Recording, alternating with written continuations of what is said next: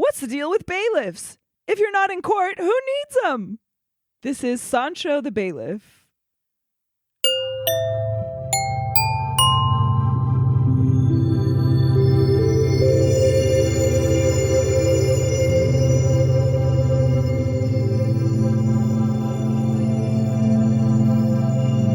What's your favorite Seinfeld episode? Do you have one? I think the Chinese restaurant one is pretty I love great. the Chinese restaurant one. I also love the one where they're reopening that historic movie theater. Yes. And there's that like hot dog and Lloyd Braun and Yes. Kramer eats the hot dog that's been there for like 100 years. That's pretty great. Yes. I like the one where they go, it's early. It's the one where they go visit Jerry's parents in Miami. I think it might be like the first or second season. Boca Vista? Yes.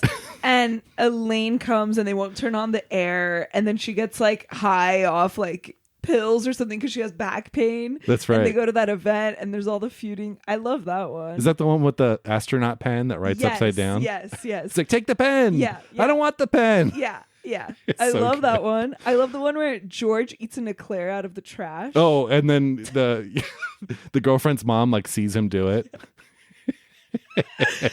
I love the big salad. The big salad. It's That's so one of the good. best ones. I I used to have love the that. script for that episode. It's so good. It's and really honestly, good. the soup Nazi one is so good. And especially like living in LA, like we can relate to the soup Nazi, like quirky little like yeah. eateries. Hey everybody, welcome to Seen and Heard. Hey. This is the podcast all about the Sight and Sound top 100 greatest films of all time That's all it's about. That's it. I'm Greg, I'm Jackie. and we are ping-ponging on the Sight and Sound list. We're in the middle here, the 2012 list. Can I just say, I want to point out this movie, Sansho the Bailiff, is number 59 on the 2012 list, which is what we're working off of. But that's the bottom. Wait, is that a fantastic fact or not? Am I tripping? What do you mean that's the bottom? That's the bottom of the list. We're at the bottom of the list, but it's number 59. What? I'm trying to make a point, and it's not working. Wait, what do you mean bottom? We're at the bottom of the list. I mean, we're we kind go of in the from middle. the top and the bottom. Oh, technically, I So see what you're now, saying. If this it's was two us going tennis to the players, bottom. then we're on the bottom players. And it's 59, which is a high number. Well, yeah, and there's a lot of ties too. This one, so. there's a bunch in 59. What number is this on the 2022 list? Number 75. Oh, so it dropped a fell little bit. Not too much, but a little bit. Okay. No. Yes, this is Sansho Dayū or Sansho the Bailiff. But also I want to point out, because there's a bunch of stuff tied for 75, or like in the area where this is now is like where La Ventura is now. So it's like, think about that. Okay, interesting. There was something else. It was all movies we've done. Imitation of Life, I believe, also. So But that Imitation moved up. Climbed, yeah. What? Yeah. That's not even my favorite. I know. I have so many Cirque movies are better than that. I know. Hey, Jackie. Hey. Before we get into Sansho the Bailiff, what have you been watching this last week? I've been so bad. I've been very, very bad. I haven't seen anything except, and I'm pulling a Greg here. I'm pulling Greg here because it's a movie I haven't seen in 10 years. And it's Brokeback Mountain. Oh, I haven't yeah? seen it in so long. It's been a long time for me, too. Probably 10 years. What a great movie. I mean, what can I say? It is. It's so good. Very beautiful and sad. It's really sad. I forgot about the shirts. The shirts. Like, I remember the scene of him hugging the shirt in the closet, but I didn't realize that it was like the bloodied shirt and his shirt inside of it. That's right. It's really sad. And then I've been rewatching Sex and the City, which has been taking up more time than I like to admit. You think it holds up? Yeah, I love it. Oh, really? Yeah. I mean, Are you a Trey fan? No. What about Mr. Big? No, he's trash. Only Steve. Which Steve's one is the best Steve? one. The one with Miranda's husband. the weird accent, the New York accent? Yeah, where he's Miranda. Nice. There's a girl on Instagram or TikTok or something that just impersonates Steve. Like, she dresses up like him and she goes to like farmers markets in New York and just walking around New York City and she's like, Miranda. It's so good. That guy was on the new series. I saw because Molly was watching it. He is in the new one. Yeah. Oh, the new one's bad. It's terrible. What's it called? Why did they do it? Just Like That, Just Like This. And Just Like That. Just Like That.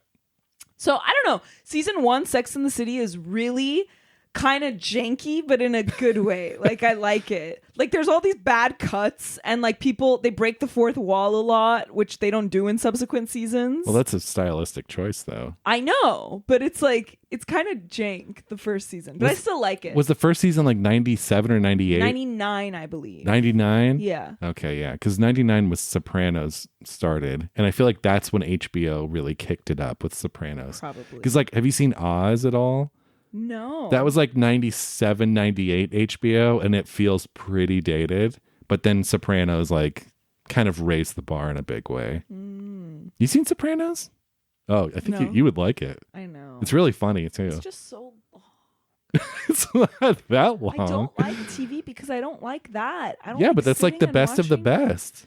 I know. It is the best of the best, right? And like each season gets better and better and better. That's like it good. starts strong and then just gets No, see, this is what I successively mean. Like, I better. shouldn't be watching Sex and the City. I should be watching other stuff. Watch Sopranos, watch Twin Peaks. I know. It's just so much. I desperately want to do Fire Walk with Me as a personal print, but I can't if you haven't seen the You series. can't. I forbid it. I know, I literally can't. So What it's a about checkmate there. Also not that much. I know. It's been weird. I saw the first Omen, the new, the horror movie good. that's out because I heard it was really scary. It's not. It's fine. It's coming from a stylistic angle, like it's well done, and the movie has this like nice momentum and stuff, but the script just feels like very generic and by the numbers. So that was a little disappointing. I rewatched Boyhood. I hadn't seen it basically since it came out. Wait, you rewatched it? I thought another one of my friends rewatched it. Oh, Maybe I both did. of you guys. Yeah. I want to rewatch it so Oh, it holds up. Oh my god. One or two missteps in there, but other than that, it's pretty perfect. It's pretty perfect. I really want to. And then, yeah, just continued my Hammer horror series. That's a lot. You watched a lot then. No, like 3 or 4 movies. Anyway, Better than one. should we do it? Yeah, sure. Let's get That's into what the we came film for. this week. From 1954, this is Kenji Mizoguchi's Sansho the Bailiff.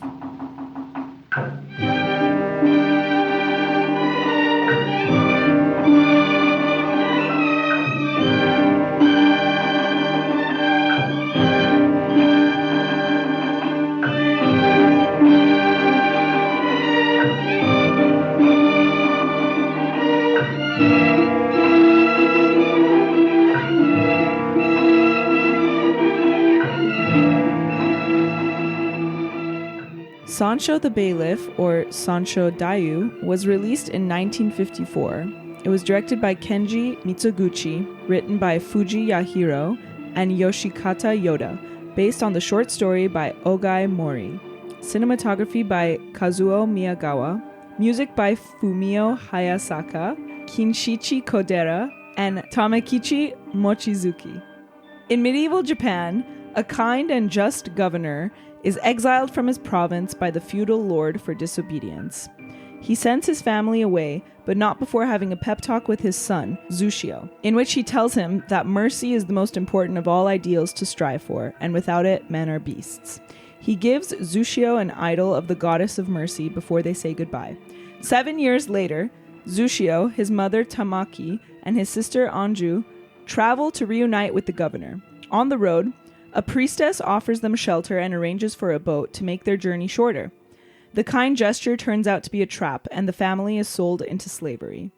The children are sent to work at the manor of Sansho, a bailiff for the minister of the right, and Tamaki is sent to the island of Sado to become a courtesan. Sansho is a cruel master. His slaves are treated wretchedly and are punished harshly if they try to escape. His son Taro is kind, and the children confide in him about who they are. He encourages them to bear the work and escape when they are older, before running away to become a monk. 10 years later, Zushio is a hardened foreman who disciplines slaves himself. When a slave from Sado arrives, she sings a song that laments 2 lost children whose names are Zushio and Anju. Anju realizes where their mother is and that she's still alive. She tries to convince Zushio that they should run away and find their mother, but he refuses. When one of her friends, a fellow slave, is sick, Anju is granted permission to go with Zushio to leave her in the mountains to die. While away from the guards, Zushio has a change of heart and Anju says she will stay behind and distract the guards so he can run away. He promises to come back for her. Anju, rather than be tortured for information, drowns herself.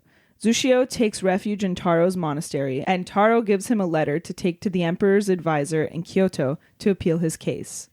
After initially rejecting him, the advisor realizes Zushio's lineage is accurate when he sees the idol of the goddess of mercy.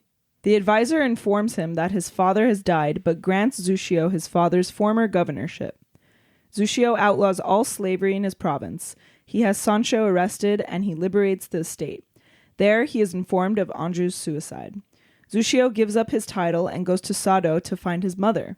He finds her, half delirious and singing the same song from so many years ago. As they embrace, he admits his shame of coming to her as he did when he could have come as a governor, but she assures him that she is proud that he has embraced his father's wisdom.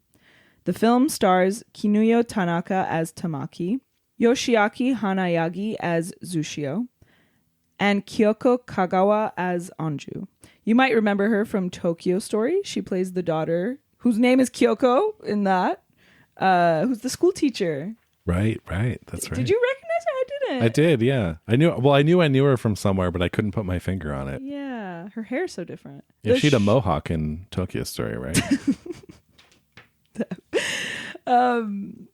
The short story the film is based on was written in 1915, but the plot is taken from a Japanese folktale. The first written record of the story dates back to the 1600s.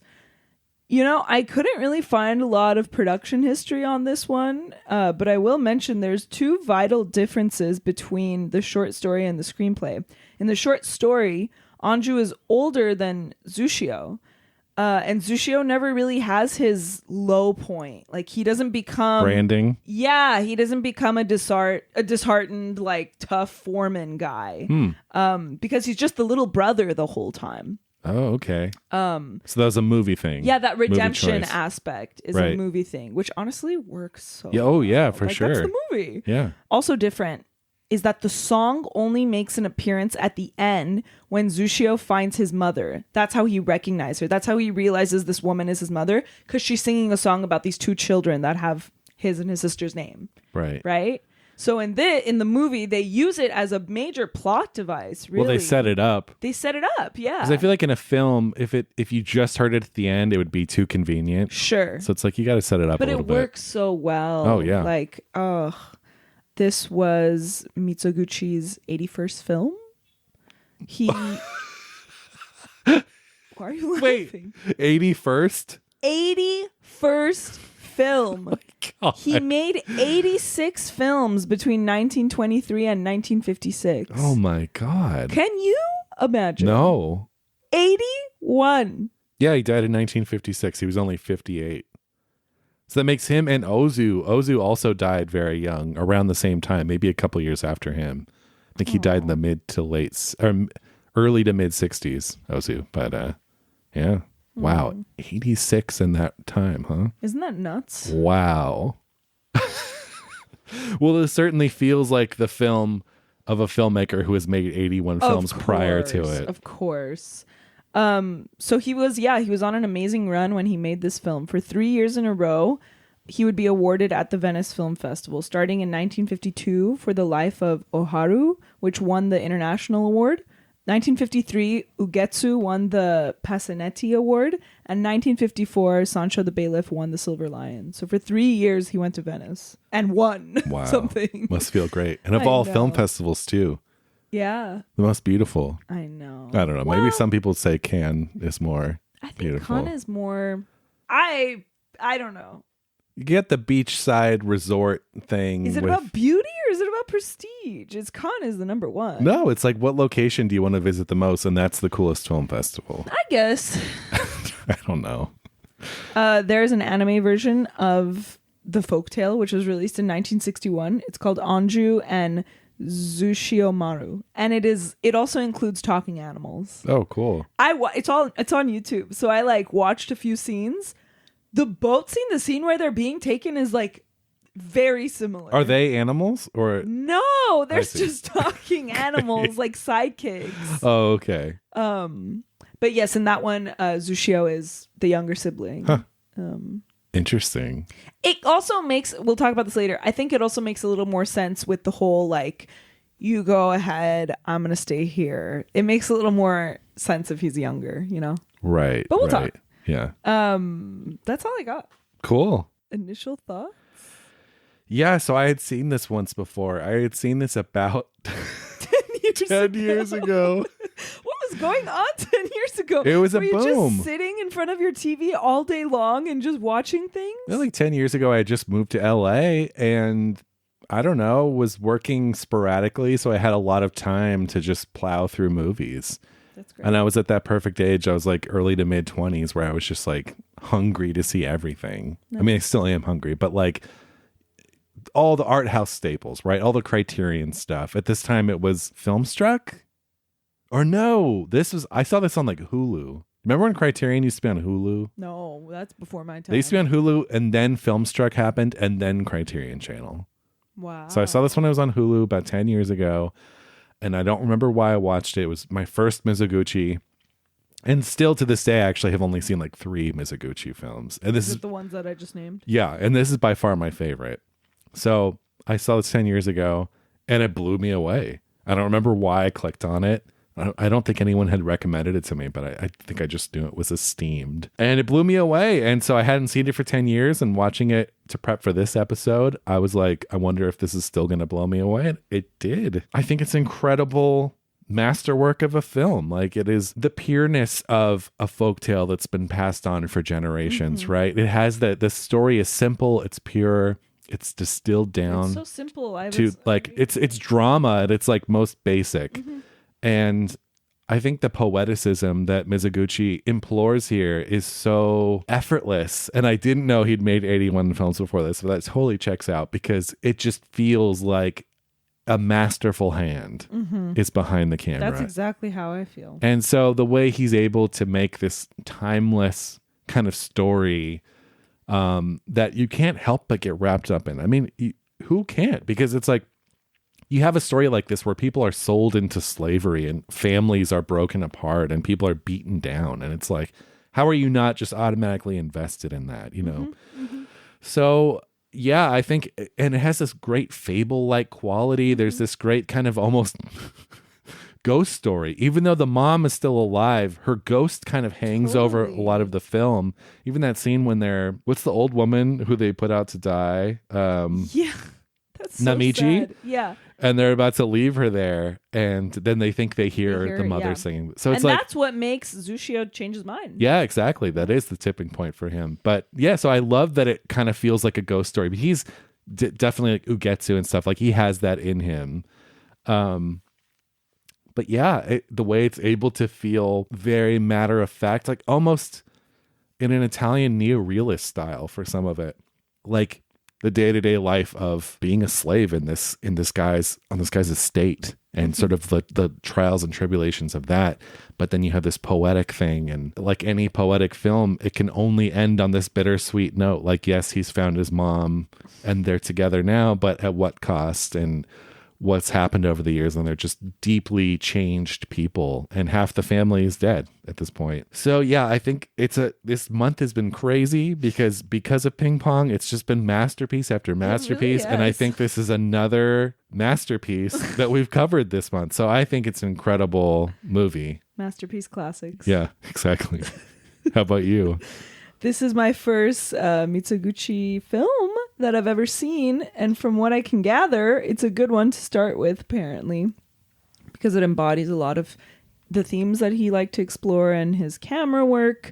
Here's the thing, it's exactly what you were saying. It's like it's a straightforward story and plot, and we've been doing, or like with it reminds me of Wild Strawberries, those kinds of like 50s very black and white, very like straightforward story, but it's done by a master, and so it's like it has embellishment, you know, and it has like amazing camera work, and it's super effective. So like that's how I feel like they're kind of related, honestly. And it's a really devastating movie, and I think the emotional journey in this is like so gripping, and I like the sadness of it all. And like, this is a tragedy, right? But it doesn't really feel tragic. It feels more sad to me. And there's a difference because it's not like trauma porn and it's not like pain porn. It seems like it's heading that way, right? Exactly. And you don't see anyone die. They just say like, oh, your father's died. The scene with Anju is like very beautiful and like a very peaceful death. And so like it's more just has this deep sadness that I like more than tragedy, which is why I like it so much. And yeah, it's a movie that's always gonna be relevant, and like my hope, and I think the hope for anyone who believes in world peace is that it won't be. But hey, like we're 1,000 years after the story takes place. We're 1,000 years after, and we're now like 70 years after the movie was made, and it's still really relevant. Yeah. So, well, there's the title in the beginning of the movie that's like, this takes place during Japan's dark ages and before humanity, I'm paraphrasing, here's found the its line. way. Oh yeah. What's the line? And mankind has yet to awaken as human beings. I saw that. I'm like, we still have not. We still have Are you not. kidding? Like, Look we're around. here. Yeah. Doesn't that suck? It's depressing. Like the other day, I literally just had a thought. I'm like, we're too old to still be having wars. Like, we're just too old. Like, it's why not to go into a whole thing, but outgrown this by now. that's why the human race is not going to last. Yeah. Because we're dumb as fuck. Yeah. Or maybe just the people in power need to like be mature, and it's like, no, It's never you gonna shouldn't. happen. You shouldn't do that. Because we're a species that thrives on gaining power and maintaining it at whatever cost. We just got really deep. And throwing our dicks around when we have power and squashing other people. But listen, like, yeah, we got deep, but this is like, it's happening. And like the other day, World War III was trending on Twitter. And I was like, well, shit. I know. We're about overdue. I mean, what's it been, like 80 years since the last World War? Something like that. Yeah. It's bleak to think about, but dear God. I mean, I don't want to get into a whole thing here, but I think capitalism has really ruined our country too. So definitely. It's bleak out there. It's bleak. It is bleak. Back on the film, I think it's funny. You know, one reason it surprises me why I watched this 10 years ago, only because the movie's called Sansho the Bailiff, which sounds like a boring as fuck movie. Oh my God. Yeah. I'm like, what is this, That's a court my case? logline. Yeah. Like, I don't want to see a court film. But how exciting could a movie about a bailiff be? Bailiffs just stand there and are the cops in courtrooms. yeah, what technically in a courtroom? I'm trying to remember. So the technical, like a bailiff is a representative for the law, essentially. Okay. Like that's like the official title. But really in today's day and age, they just stand there and look tough in court. Right. Right? Yeah. And in this movie, he is like the hand of the right, the minister of the right. Or yeah, something. exactly. Yeah. So let's just talk about that opening and the humanity. I guess like the opening line, right, that says about mankind awakening as human beings and the humanity of this movie. Like medieval times were hard AF. No, it's not. You just go down to Buena Park and you pay the $50 or whatever. Oh my God, I love for how dark medieval times actually was. Medieval times in Buena Park has no right to be that fun. I know. I love it there so much. I'm pretty sure we've brought up medieval times at least 3 times on they the show should just before. hire us at this point. If you're looking for quality entertainment and you're in Los Angeles, go to medieval times. Honestly, as someone who put it off for far too long because I thought it was like just for kids or it was like super Not at cheesy. No, as an adult, just go. You're going to have really the time fun. of your life. Literally. Yeah, and it sets it up immediately with that line, right, about human beings. And then you have immediately like the dad as the foil of what like we just learned. And you know that it's like hard times, but you know this dad is here and it's like so immediate, which works so good. And yeah, when he says like so like the actual line itself that he says, the proverb, right, that is the anchor of this entire movie is, without mercy, man is like a beast. Even if you are hard on yourself, be merciful to others. Men are created equal. Everyone is entitled to their happiness. Put that in like the year 1000, the lens of that. Like that's pretty crazy. It's pretty progressive. Yeah, it's like so progressive. Because people still don't know that now. Exactly. People don't know about being empathetic. Very progressive words for such a horrible time. Like the fact that anyone can just kidnap and sell. Like, you can just walk down the street and get kidnapped and sold. It's really bad. That's the Middle Ages for you. No, I know, but then you have Taro, right, the son of Sansho, and Sansho sucks. Like, the first thing we hear Sansho say is like, "Give them no mercy," and it's like, okay, I get what you're doing. Yeah. Of the dad. Yeah. Yes. But then you have Taro, who's the son, and I love when the governor or whoever it is comes and tells him like, "Oh, you should be grateful for such a father," and it's just that like really heartbreaking shot of Taro who has to bow because it's like custom. Yeah. And it's really sad, and you can just see on his face, he's like, "Fuck you all." Why does Taro never come back for the kids, though? So this is what I like. What I like about this movie is that it's realistic, like in that sense. It's like there's these good people, right? They set them up, but they know they can't compete with the man. And Taro's like that. And the same thing with the advisor, who is being the nicest guy in the world, right? To Zushio when he comes to him after he's been a dick, and then he's like nice to him because he realizes he's not lying. Right. And then Zushio says like, "Oh, I'm gonna free the slaves," and he's like, "What'd you just say?" Like, so it's like this movie bursts bubbles, right? Which is what I like about it. Yeah, it's sad. I think it's actually a very like hopeless movie in a sad way. Like, well, I think from the very beginning, it's hopeful because he thinks that mankind has come into its own when clearly it's not been the case. Oh, Mizoguchi, but he had just come off of World War II. That's so true. Like, sure, I don't know. Does he think that? Well, I don't. Yeah, that's a good question. Know. And then, of course, Zushio, he gives up his. Well, first of all, there's Taro. Okay, the line that I was talking about is when Taro says that humans have little sympathy for things that don't directly concern them. Right. And like, what a line. Like, that is so true. And it's so, like, today, it's literally so relevant. But it's these guys who are jaded, right? Like, Taro says that after the fact that he's like escaped and become a monk. Right. He still writes him the letter, but he's like, "Don't get your hopes up, kid." Right. And then Zushio gives up his post after he like has freed the slaves. He gives up because he's like, "I'm not cut out for this." Yeah, like, he didn't want and I it. can't really make a lot of change besides this, if this even sticks, which is it gonna? Well, he probably would have been fired anyway if he didn't resign, because right. What he did was a very radical move, and he took it. It's like when he first posits like, "This is what I'm going to do. I'm going to abolish slavery," and they're like, "You can't do that." But then he does it. Then he does it.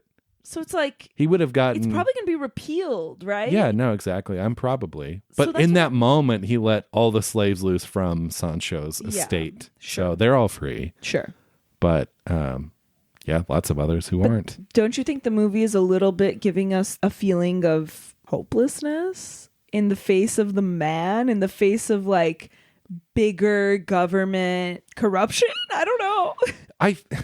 It's interesting. I think yes, to an extent, but also this movie does have a bittersweet ending. Like the fact that he does find his mom. I think if it was completely hopeless, he would escape, and obviously goes back. His sister's dead. He finds out his dad died, and then he thinks he's led to believe that his mom is dead. They tell him she died in the tsunami a few years ago. They say it so casually. It's such a casual line that's thrown out. Yeah, and you see the guy down there at the beach cleaning up and stuff, and then there's magically the mom. So after you've already gotten the audience's expectations down to like the mom's dead, then you're like, oh, never mind. It's like a little sweet light at the end of the tunnel. It is. So that's why I don't think it's completely hopeless. But she's also like blind and like delirious. Isn't she supposed to be in her? I think she's like late 40s here. Poor woman. That's what she's supposed to be. But just a life of. And they cut her tendon, which is like, how do you even do that? Also, did they think before they cut her tendon? Because now someone has to carry her ass around. Yeah. But I guess if she's just in the brothel, she doesn't have to move around that much. Yeah, she just lays there. I don't know. That's bleak. But like, so I think you're right. That is a very nice kind of like light at the end of the tunnel. But I think in a way it's sending a message about like, when the world gets you down, just go back to your small world. Like, yeah, you can't change the world. Might as well enjoy your family. Right. Yeah. Might as well enjoy your personal life. Yeah. I don't know. I see it kind of dark. Maybe this movie just reminded me of maybe Brazil. A little bit. Definitely. But that has a bleaker ending than this. But bleak. like, no, I mean, I think, yeah, I mean, no, absolutely. It's like the world will eat you up and chew you up and spit you out and all that stuff. I think that's all there, but it doesn't feel like, I don't know. I think the first time I saw it, I was expecting, like you said, for it to be like just really hard to watch. Yes. Trauma porn. For a movie about, trauma porn for people who are sold into slavery. Right. But the fact that we don't see them actually get branded. Like, we don't see the act. And you don't see them cut her tendons. Yeah, it all happens off screen. You see people reacting, which is the classic thing. Yeah, they just tell him, like, your father died. We don't see, like, an old man alone and an exile die. How did they say he died again? I don't know. Like the wind picked up or something? I don't know. He was standing on a cliff and... I don't know. And then what else? Yeah, we don't really see anyone. Even the old woman is saved. She doesn't die on the hill. I thought, because they go, she goes, please don't leave her to the wild birds. And then it cuts to a scene where they're in the forest and you hear caw, caw. And I'm like, oh, fuck no. Like, there's going to be a scene where they like ravage her. Yeah, we don't see that. The fact that he goes back for her. Wait, the woman is Namiji. Yeah. Namiji. He goes back for Namiji. So, he's like, that's a bold, brave move. That's a bold, brave move. But also, in what world would they not get caught together? But him carrying a dying woman is somehow safer. Honestly, that's my question. Maybe I'm a terrible person. I would have left her. I would have left her because my sister. No sense. You're making this sacrifice. Why are you telling him to take Namiji, who's clearly about to expire? Well, when she gets the medicine from the monk, of course she survives. She's like feeling better. Yeah, but no, I mean that's the thing. It's like your sister is putting her life on the line, and like I'm not going to waste any time. And surely picking up carry a dying woman. Yeah, for all they know, she's dying. What was the point of that? That'd probably slow him. It would slow him down by about 50%. I thought that so he would have left her. Oh, yeah, I think so. But you know what? I think it goes back to the father's words about like be hard on yourself and merciful to others. Maybe that's why he did it. Maybe that's why Anju said, like, can you please go back for her? That's why Anju sacrifices herself, really, I think. It's like, screw me, I'm going to help she's you. A martyr. She's a martyr, yeah. I think I love the beautiful her last moments. Oh my god, that's otherworldly. The fact too, I think the woman that's keeping her there does turn pretty quickly, where she's like, "Where do you think you're going? And where's your brother?" And like, then she's like, "Okay, just go. Like, tie me up and go." But I love that she escapes just to then walk into the lake that's right there. It's like, because she just wants to die on her own terms and she doesn't want to die in the confines of Sansho's estate. Yeah. I think that's beautiful. Yeah. Yeah. But also, the theme in this movie is like, optimistic in a way, because all the people that die in this movie, if they just held out a little longer, like if she had held out, he would have been back for her and saved her. Sad, I know. But it's like these people who have given up, who are like, I'd rather die. And in all fairness, she probably would have been tortured into That's what I think she was scared that she was going to eventually give him away with the amount of torture. Yeah. And been so much torture that she'd probably be disfigured. And yeah. But it's so beautiful. Like that sequence is the swinging gate after she leaves. Oh, the swinging gate. Oh. And then the old woman goes out and watches her. It's perfect. Yeah. So she falls to her knees. It's the swinging gate. Yeah. It cuts to the friend on her knees, and then it cuts back to the lake with the water, and it's rippling, and she's right under there.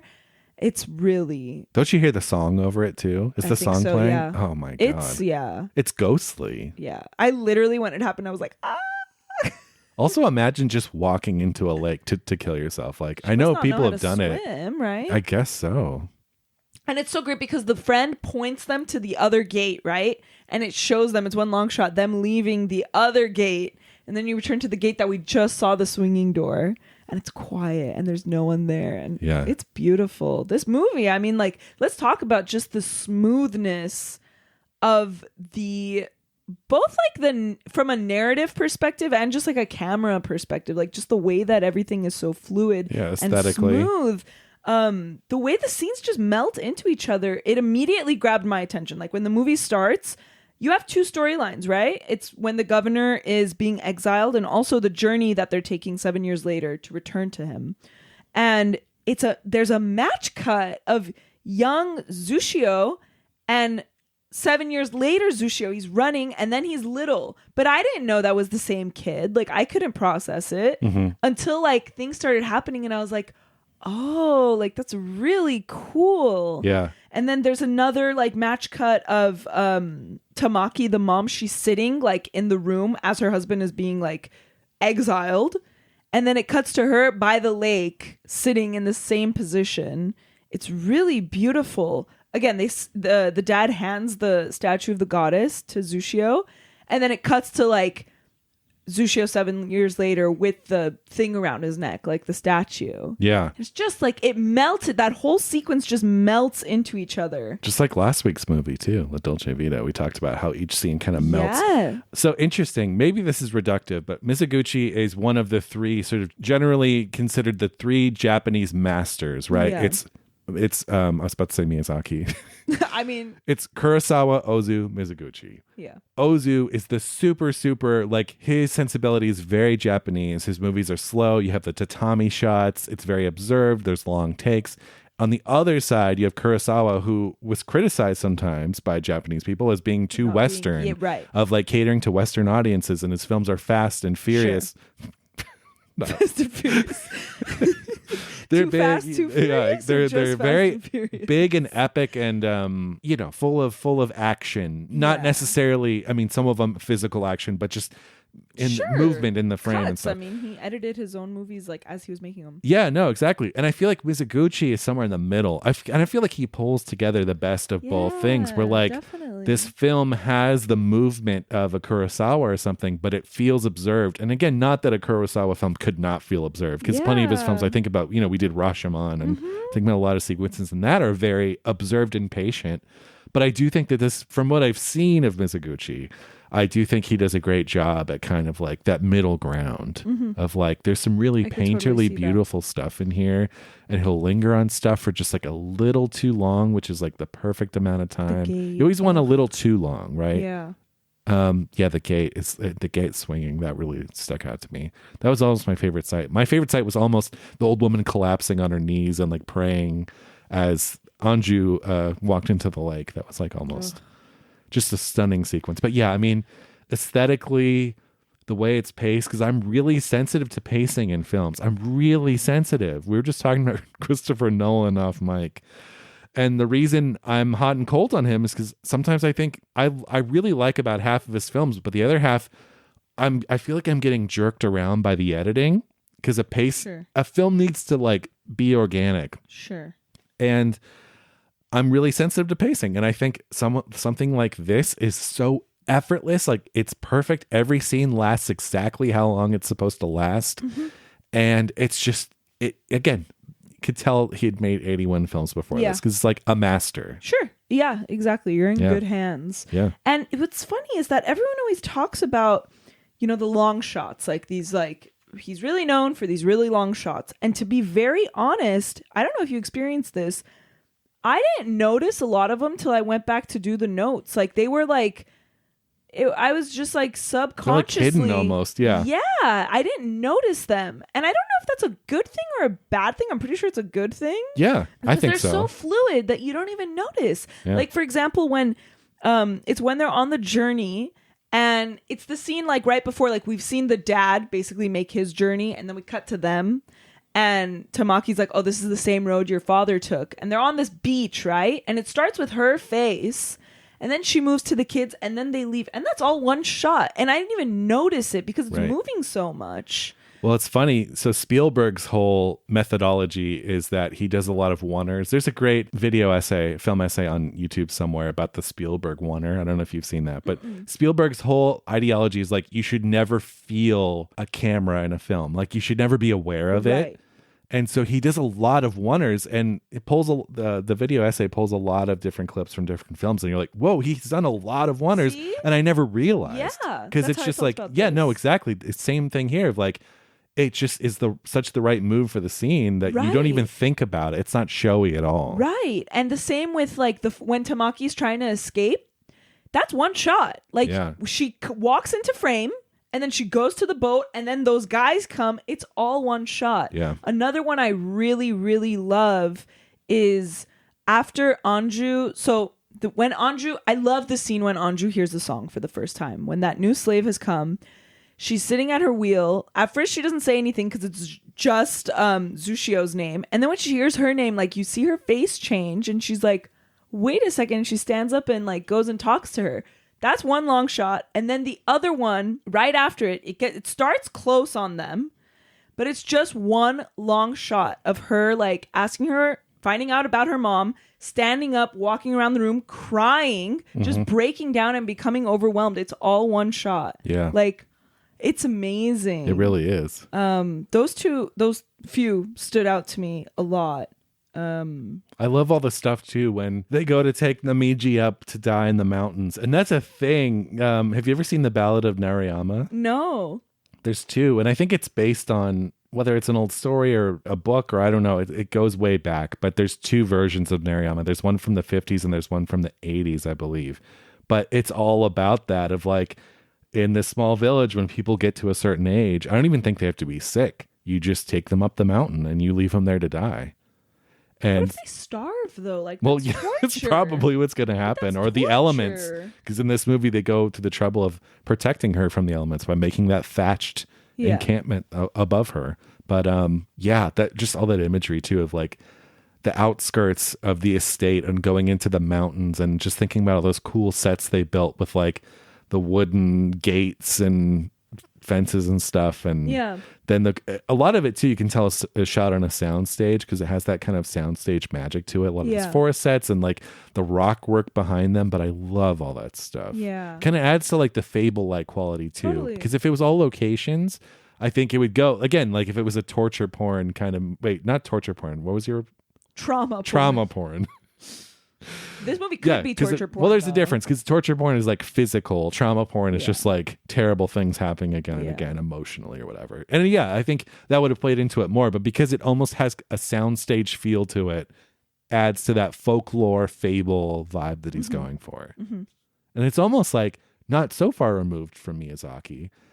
The wilderness in this is alive. The woods are alive. You get the sense that there's spirits. It's the sound of the birds, but also I'm talking about like an otherworldly thing. Sure. And hearing the mom singing. When they have her up there. So it's like, I love all that. It's really. I love it too. And the movie does like, I think the wides are really beautiful in this movie, and the wides in the wilderness, of course, too. It plays with like foreground and background. And when they're carrying the mom up the mountain, that's like all one shot. And it's like this great wide. Another one that stuck out to me is I think when they're on the beach, like they're about to get in the boats.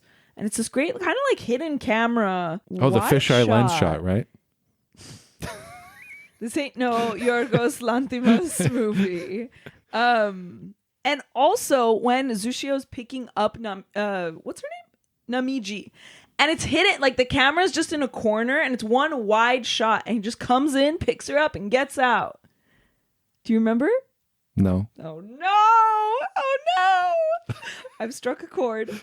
No, I don't remember that. It's a great shot. But I think just the man made 81 movies. He knows how to make a movie. What else can we say? And too, in the Academy ratio too, and the way that this movie does feel kind of expansive in that 4:3 frame. Oh, definitely. Yeah. I mean, like so many, like Seven Samurai is 4:3, but Can we talk about when he goes to Kyoto and like that whole sequence? It's so, I love when he's sneaking in, right? And it's complete silence. And it's really good. Is that also?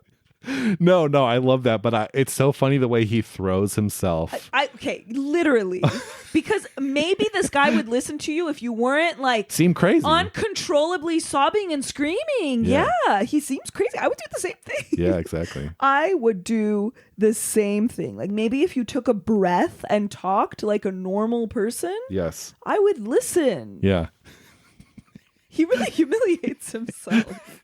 I don't feel you heard bad it here for him. first. I don't feel bad for him in that sequence.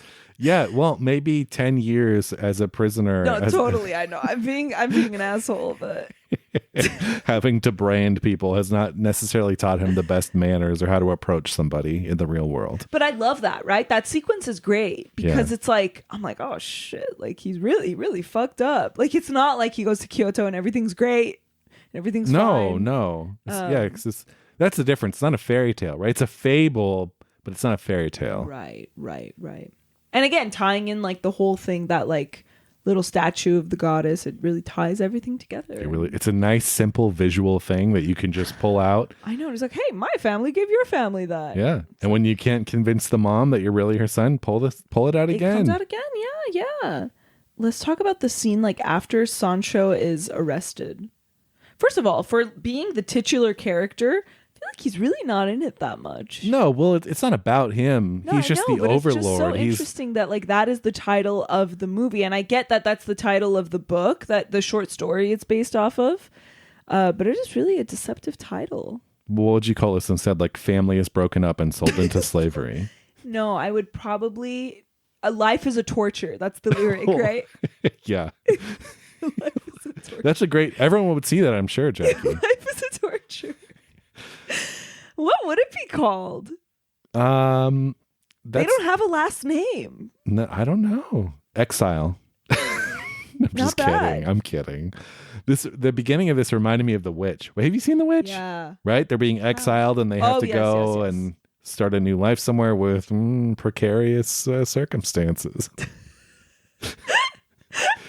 Oh man, that's funny to me that you've seen The Witch. I feel like it's such a perfect Halloween movie. I love like colonial. Wait, the Robert Eggers Witch, right? Yes, okay. I love like colonial American ghost stories. Oh, me too. I love them. Which is why The Legend of Sleepy Hollow is like my favorite. See? Yeah. I would love to see. Total rant, tirade, but I love the book Sleepy Hollow so much and the story, and I do love the Disney version. The Tim Burton one, I know we talked about it before, is great for what it is. Yeah. But it's something different. It's super like I would love them to go in and make just like a faithful to the book Sleepy Hollow, where like Ichabod's a school teacher and like we have that. It's the Disney one. I know, and I do love the Disney one. It's really great. They used to like really get me going when I was a kid. It's fun. Yeah. And I love the Crucible like so much. The play, but like the Winona Ryder one is good. With Gary Oldman, right? No, that's Scarlet Letter. It's Daniel Day. Daniel Day-Lewis. It's great that's performances. Right. Honestly, great performances in that movie. I saw that in high school. After we that's read the one play. they make you watch. Yeah, because it's pretty faithful. That's right. But yeah, I love spooky like 1600s. So you know what you like then? You like folk horror. That's what that is. Sue me. What can I say? Well, it just happens. It's a little early, but our film next week is a folk horror movie. There you go. It's not period though. Anyway. The only thing I was gonna say is the party they throw, the really long tracking shot of Sancho's house being like after they're freed. Oh yeah. Then that rager they throw. Yeah. It's just burning everything. It's so funny the stages of when what's his real name? Zushio, not to be confused with Rufio from Hook. But yeah, so like when he comes back and Sancho doesn't recognize him at first. Yeah, how do they not recognize him? Well, because Sancho would never expect to see him there, and he's kind of seeing him from the side, and he has the big, he's the whole like garb on and everything. And then he's like, he like, hey, Sancho, it's been a while. And then forces Sancho to like look up at him and oh my God. And then it's so great because he then just starts kissing his ass and it's like, bring drinks, bring this. Like, oh my God. Don't bother. I'm not here as a friend. Yeah, I'm not here as a friend. Fuck you. You're exiled and we're going to burn your shit down. And there's that great shot too later when like you just see Sancho's estate on fire from like the other side of the valley. Oh. And he's like, I quit. Yeah. Yeah, it's very moving. And like, here's the thing about Zushio. The way the actor's playing him is like not cool at all. Ever. No. I don't think he's ever cool. As you can see by the scene where he's like, oh my God, wait. But also when he comes back and he's like, you guys are free. He's like, he cannot keep his cool. He's like, get out of here quick. Like, you're free. Yeah. And like, he's like, where's my sister? Like, he's not cool at all. That would have been the wrong move. Yeah. For sure. You think it would have been the wrong move if he was very like calm, composed in that moment? Yeah. I think so. I don't know. You think There's something about cool? like Count of Monte Cristo I like, where he like shows up and he's just a badass. I mean, I hear you, but that's a different story. You know, it's like more kind of pulpy. I know. This is more realistic. Yeah. Like, he would be freaking out. He would be heartbroken. Like Yeah, he's not developed the skills to deal with this. Like, he doesn't know how to act. Right. He also definitely should not be given a governorship because what the hell does he know about governing? I like too. They give it to him, and then he brings up like, "Oh, I'm gonna abolish slavery," and they're like, And they're "Whoa, like, whoa, whoa!" No, you're not. And they're like, "You're not going to." And also, if you think you are, you need to reconsider this. Yeah, position. are you even capable of being like- the governor? I'm like, no, he's not. I'm like, clearly he's not. Maybe someone needs to sit down with him and brief him. Maybe like they didn't think to brief him on like how to be a governor. Literally. It's so funny. I also clocked that. I'm like, yeah, maybe you guys should help him. He's been a slave. Yeah, literally. Yeah. Yeah. Should we do sight and sound? Let's do sight and sound. What's your favorite sight? Okay, it's really, really hard. But you know, I think it's got to be just Anju's sacrifice. Like the whole thing. Yeah. The whole thing just floored me. From the gate Starting from the swinging gate to her walking in and the old woman the on her water knees. ripples. Yeah. Yeah. Beautiful. It's just Beautiful, gorgeous. ethereal, everything. That or the moment, honestly, where she realizes that like that's her mom's song. That's amazing. Yeah. What about you? Nice. My sight is the moment when Namiji, they've laid her next to a tomb, like a headstone or something. Yeah, there's like bones on the ground. Yeah, and it's that shot where there's a tree in the foreground and there's water dripping from the tree. Of course, there's a water element. It's amazing. And then Zoshio comes and it's all in that wide and picks her up. But it's this like you hold on it for a while and the dripping of the water from the tree and everything. Amazing. It's like, oh yes, just put me into this image. Yeah, it's really good. But also don't. Yeah, it's really hard times. What about favorite sound? So, speaking of this kind of like folky and like creepy, ghosty stuff, I think it is when they are traveling and the priestess, quote priestess, fucking bitch. That's what she should have been in the credits as. Bitch, in parentheses. Yeah. She's come right and she's trying to convince them to go to her house. And then their servant comes back because she went to go find porridge. When the servant comes back, the lowest of low drums start. And it's like, I had a bad feeling about the woman. The drum started and I was like, oh, like it's gonna be bad. But then they go to her house and I was like, maybe not. But those drums, that's my favorite sound because it was like, it was so creepy and out of nowhere. Like there was no score before that. Like not really, nothing substantial like in that moment. Yeah. And then when the servant comes back and the drums start, I'm like, ooh, trouble. Here it is. 一年代わりの子も沸かしてくれましたが、温かい召し上がり物はどこにも。もう良いのです。この巫女様がそっと止めてあげようとおっしゃってくださるのですよ。まあ、さあさあ、それでは参りましょう。ありがとうございます。こんな嬉しいことはございません。ありがとうございます。ありがとうございます。さあさあ、はい。That's so funny for you to pick like an ominous, foreboding thing. Who do you think I am? I'm not all sunshine and You're like, daisies. I love the moment where Clark Gable kisses his love. Frankly, my dear, I don't give a damn or no when they kiss. No, not even that movie. I'm just kidding. I'm kidding. I'm jesting with you. I'm giving you a hard time. I do love those though. We're just going against type because I usually pick the more fucked up things and then you pick like the sweeter or no, not necessarily sweeter, but no.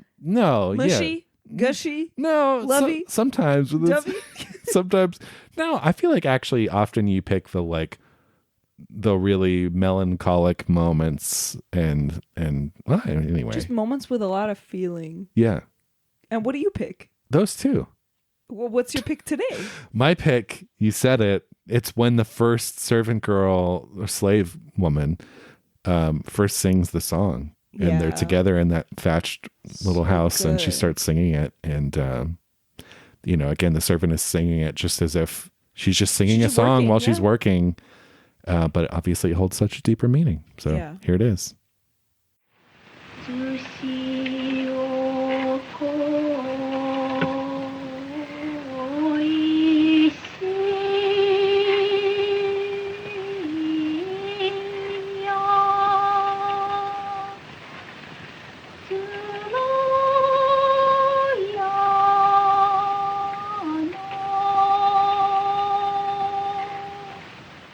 Yeah.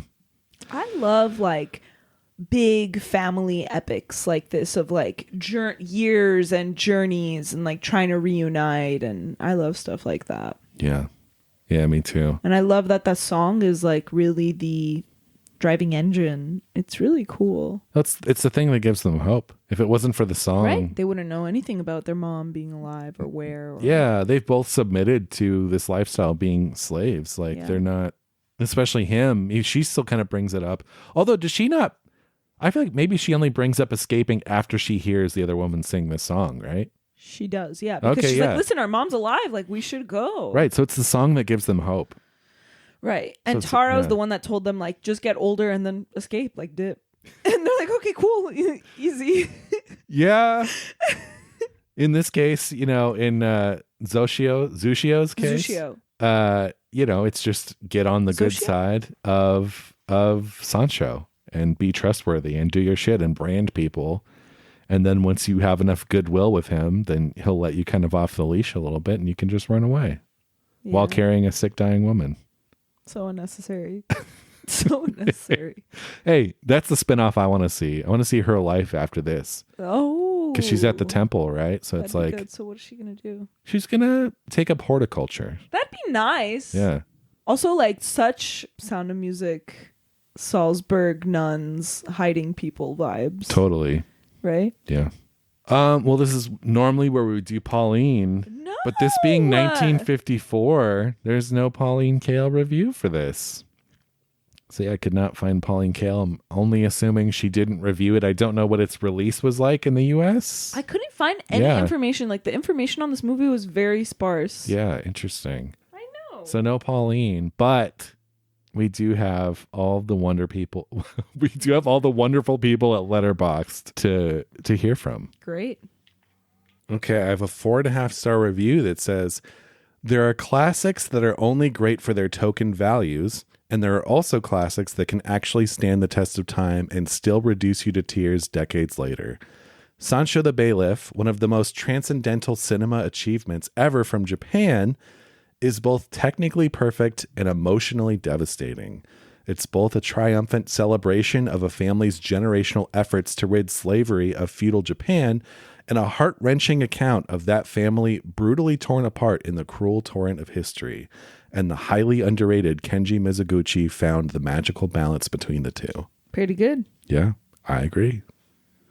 Okay, so here's a 1.5 star. A glacially paced, beautifully shot, morally simplistic, and philosophically underdeveloped tale. Sansho the Bailiff failed to engage me on any level whatsoever. What? The biggest failing for me was certainly in the character and story department. You just never get an emotional bearing on the people or story we are watching. Characters just react to things that happen for most of the film, with only the beginning and ending having characters tangibly demonstrate their worldviews or core beliefs. Bringing it back to Seinfeld? Yeah. On paper, the story sounds pretty great, but as is, I just never got a sense of the significance or severity of Zushio's moral lapse, nor Anju's resolve. Okay, bro, we get it. That's just not... See, it's hard to find reviews. It was hard for me to pull Letterboxd reviews because either people love it or it's not valid. Like, you can't really say anything bad about this movie. That's really not valid. I don't think you can. It's like this 1-star review I have that says... Japanese master Kenji Mizoguchi should sleep with one eye open for the rest of his life. Well, he actually died in 1956. Sandshit the Flop was designed from the ground up to appeal towards art house masochists. This film felt more like a bad superhero movie than anything close to cinema. It is a stellar achievement in throwing feces at a screen and calling it art. What? I highly recommend watching this on a phone so you can throw it off the top of a skyscraper along with yourself. Okay. It's clearly a troll. It's a troll. Is it a troll? Yeah, it's a troll. Whoever wrote that, I hope his or her loved ones are checking on them. Yeah, it's a troll. I don't know. 5 stars. This is a god dream. That's it. Hey. These are the reviews I like.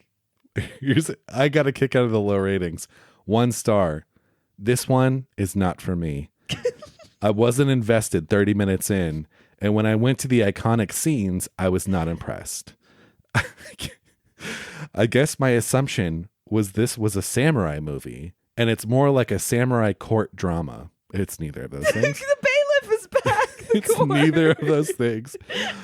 I wasn't expecting for the focus to be on the family rather than the old governor. Even when I jumped to scenes that are lauded for their beauty, I was unmoved. There is obvious talent to the camera work, but it means nothing if the story is lacking. Perhaps I am just not in the right mindset to appreciate this film. Well, hey, at least they acknowledge it at the end there. I don't think you were in the right mindset because it is not a samurai court drama, as you say. There's literally no samurai in this movie or a court. Oh my gosh. Yeah, I got another review. Someone gave it 4 stars, but all they're doing is listing everything they don't like about it.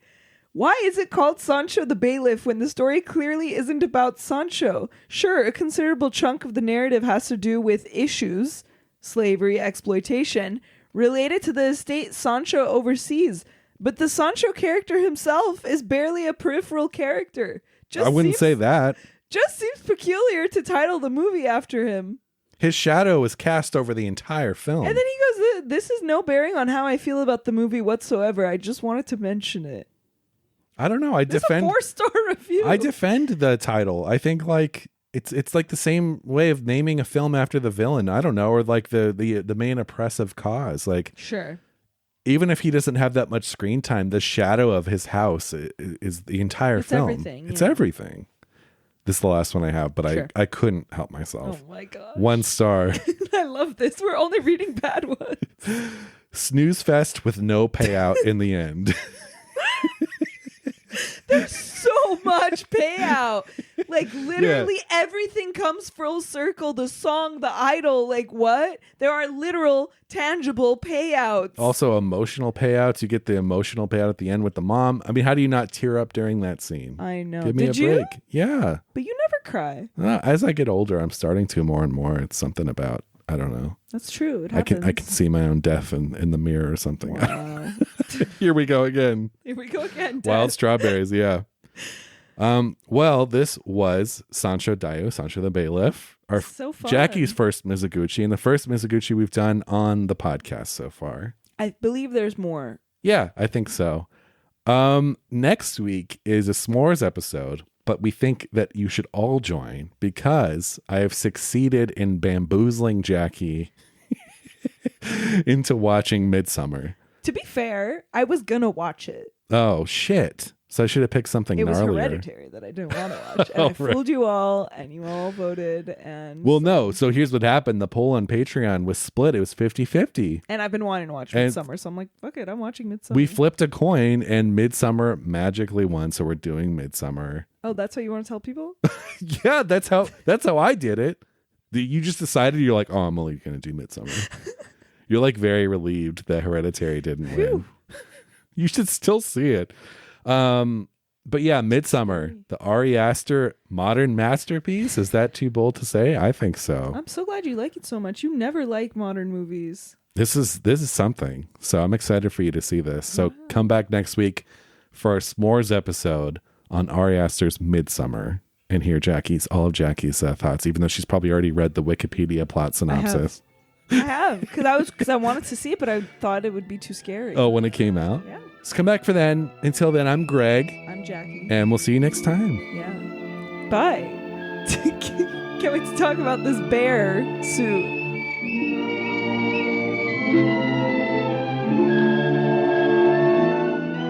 Special thanks to the patrons at our highest tier, John Pennington and Cynthia Fordwell. Seen and Heard is an official podcast of the Arroyo Film Club. We'd love to hear from you. If you want to drop us a line, you can find us on email at hello@seenandheardpod.com or on Instagram @seenandheardpod.